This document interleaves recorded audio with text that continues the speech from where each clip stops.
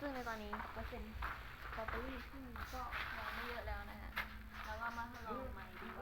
ว่าใช้ได้จริงๆกัดไป2-3 ถุงเลยค่ะเนี่ยนะโดนกัดไป2-3 ถุง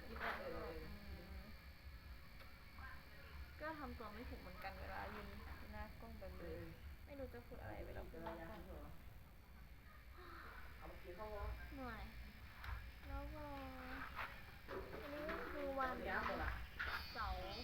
มื้ออื่นวันอาทิตย์แล้วก็วันจันทร์ไปเพื่อนๆจำเป็นเสาร์ห้องนึงแล้วเราก็พักยาว3 เดือนเลย3 เดือนนี้เลยเขาไม่ได้ที่ใช้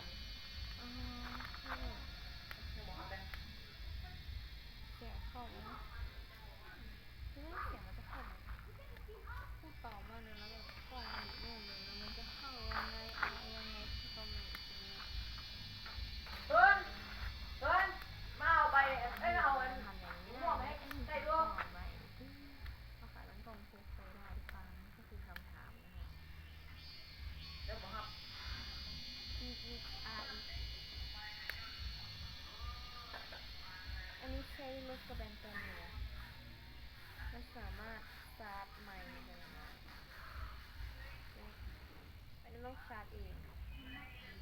อันนี้ไม่ชาร์จมีสายชาร์จที่ของ